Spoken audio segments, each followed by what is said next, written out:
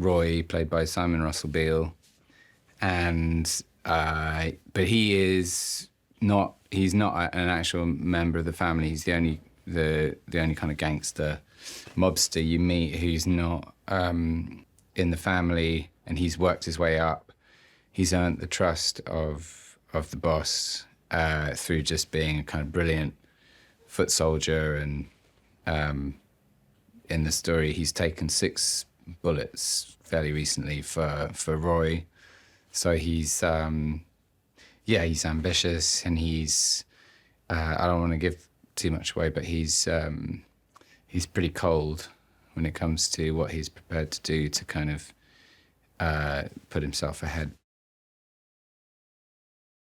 Francis is he's kind of like a number 3, if you like, underneath Richie, played by Dylan.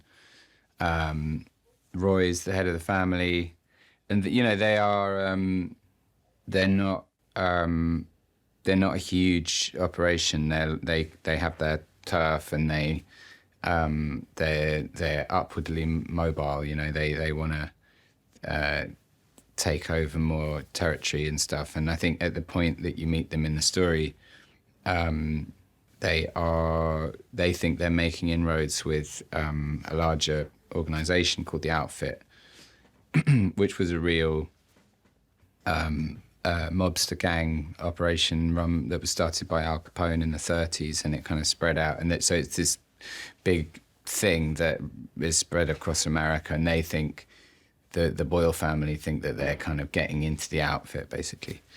And Francis has been part of that, and he's really ambitious for the family to get into the Outfit, and he is,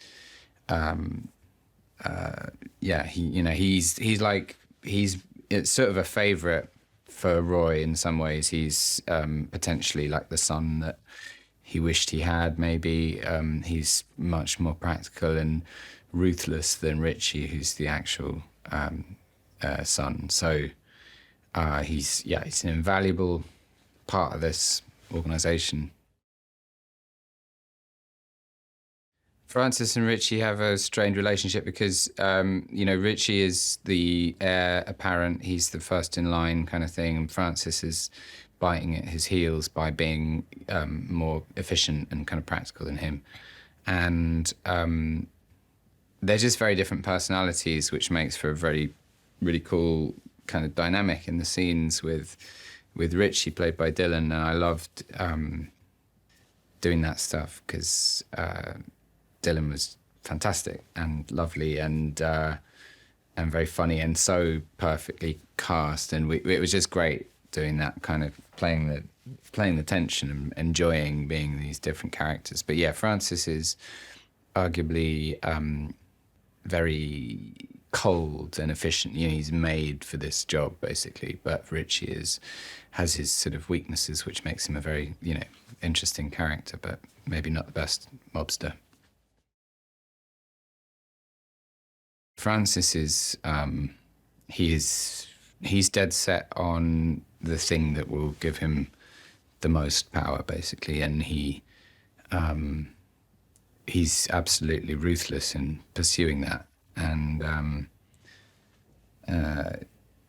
mean, it's hard to talk about it without kind of giving things away, but he's prepared to throw people under the bus to get where he needs to go to, basically. The Boyle family, who Francis works for, they're kind of a small operation, ambitious crime family who have control of the streets in this area where we are in the film. But they're trying to break into this larger organization called the Outfit. So they are, upwardly mobile, ruthless, trying to kind of move their agenda forward, basically. And Francis is not part of the family, but he has proved himself to be this kind of valuable foot soldier for the family. Francis is really smart, and as the story goes on, he realizes that Leonard is not everything that he assumed about him.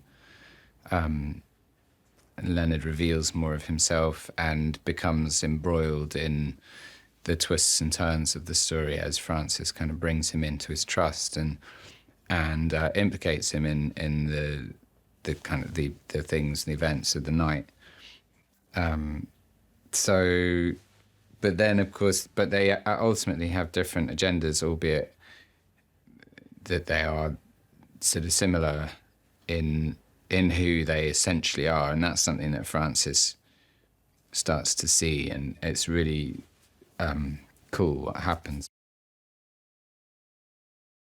I've known Mark for quite a long time. I've done a few theatre plays with him, so it was really special to be reunited with him. And whenever I've worked with him before, I've learnt so much from him, and it's been fantastic to see his process on film, and to just have a lovely friendship with him, and also such a tremendous amount of respect for him as an artist. So that's just lovely. And the same with Simon, who I've worked with before. I mean, those two actors, Simon and Mark, when I was graduating from drama school, I think I saw Mark in Richard II at the Globe, and I saw Simon as Uncle Vanya at the Donmar, and it was like those two performances that made me want to be an actor. So now to be doing scenes with them is like, beyond, it's amazing. Dylan and Zoey, who I didn't know, I've completely fallen in love with them. They are two of the sweetest, kindest, most talented people, and it's just so lucky to land in a cast where everybody's so good, and I feel like I'm learning so much from all of them. I've got a great kind of friendship with all of them immediately, and that week of rehearsals that we had really bonded us. So that's been great. Graham is just lovely, and he's apart from having written an amazing script with Jonathan, he is a fantastic collaborator and a really good listener, and very receptive to our ideas as the actors and what we bring, and just very generous in holding that space with us and with the crew. I've never been on a set where people listen to each other as well as this one. It feels like a very calm atmosphere, and that all comes from the top. That comes from Graham. He's a fantastic energy and presence, and sweet and funny, and just really kind, and but also just really, really smart. And the story is so great, that actually as actors it's a gift to play these scenes where everything has been worked out so well that when there's amazing twists and turns and the plot is so well mapped out that you don't really have to do very much. You just have to be in the situation, and that's what it's like. And Graham's been holding that space for us really well.